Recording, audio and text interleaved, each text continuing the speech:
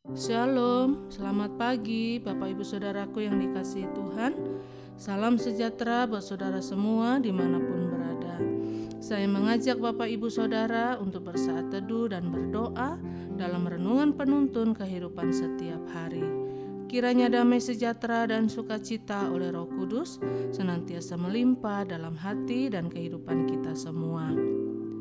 Tema renungan penuntun kita hari ini, pertentangan. Ayat bacaan kita terdapat di dalam Galatia 2 ayat 11 sampai 14 dan di dalam ayat yang ke-11 berkata demikian. Tetapi waktu Kefas datang ke Antiokhia, aku berterang-terang menentangnya sebab ia salah.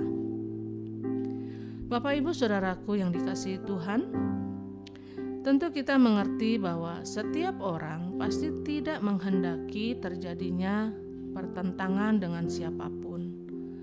Karena kita tahu bahwa pertentangan pasti akan menimbulkan gejolak yang sangat mengecewakan dan menyakitkan yang akan dialami oleh masing-masing pihak yang bertentangan. Tetapi kita tahu bahwa sebenarnya pertentangan tidak bisa dihindari. Dalam hidup kekristenan kita juga demikian.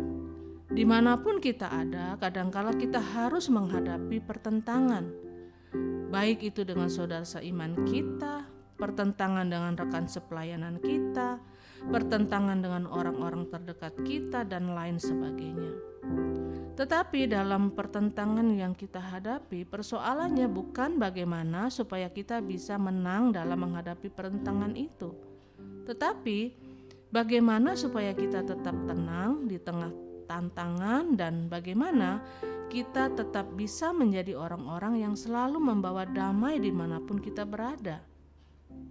Bapak Ibu Saudaraku yang dikasihi Tuhan, orang-orang yang dekat dengan Tuhan bisa saja menghadapi pertentangan.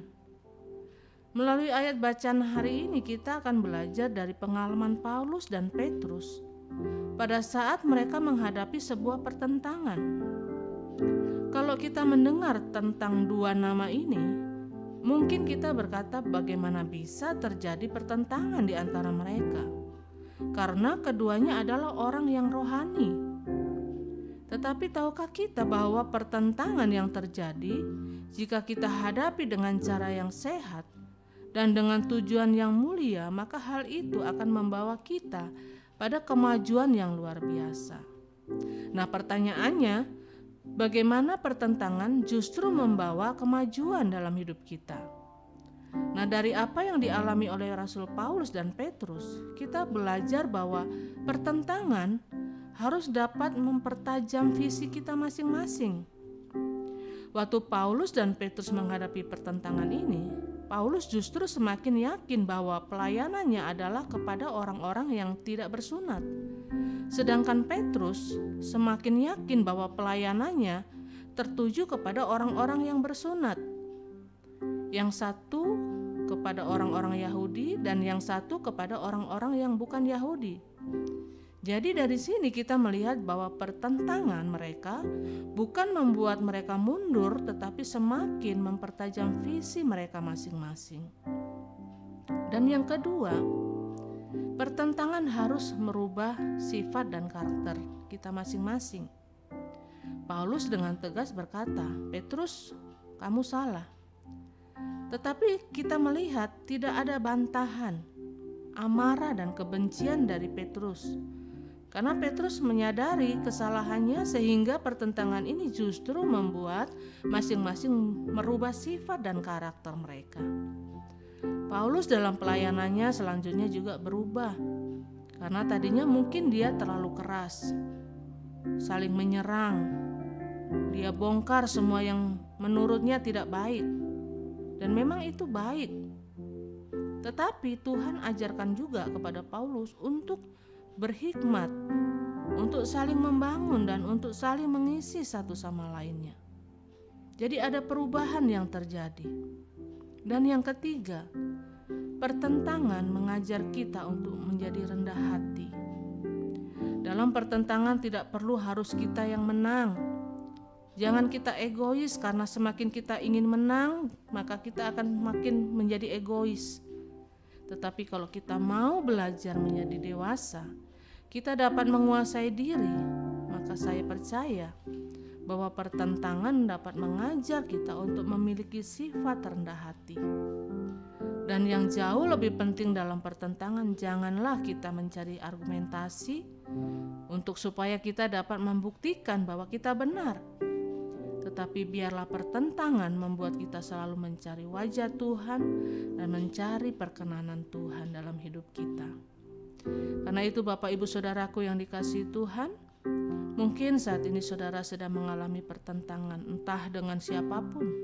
Ingat, jangan pertentangan itu membuat saudara mundur, tetapi biarlah pertentangan yang sedang saudara hadapi itu membuat saudara semakin mendekatkan diri kepada Tuhan, sehingga jalan hidup saudara penuh dengan mujizat, kemenangan, dan kuasa dari Tuhan.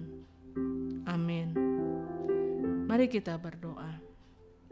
Bapa, kami bersyukur buat pagi ini. Kami bersyukur buat firman-Mu yang sudah kami baca, kami dengar, kami renungkan.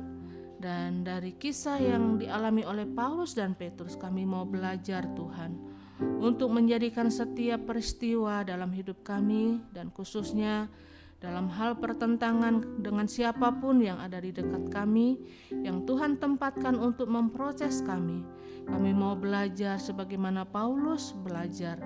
Biarlah lewat apa yang terjadi dalam hubungan kami dengan sesama kami, kami mau mempertajam visi kami, panggilan kami sebagai orang percaya, yaitu menjadi berkat, membawa damai, menjadi terang dan garam di tengah-tengah dunia ini.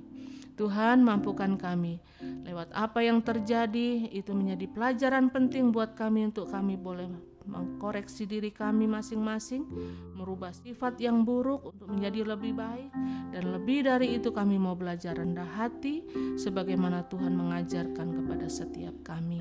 Terima kasih Bapa, terima kasih Tuhan Yesus, terima kasih Roh Kudus.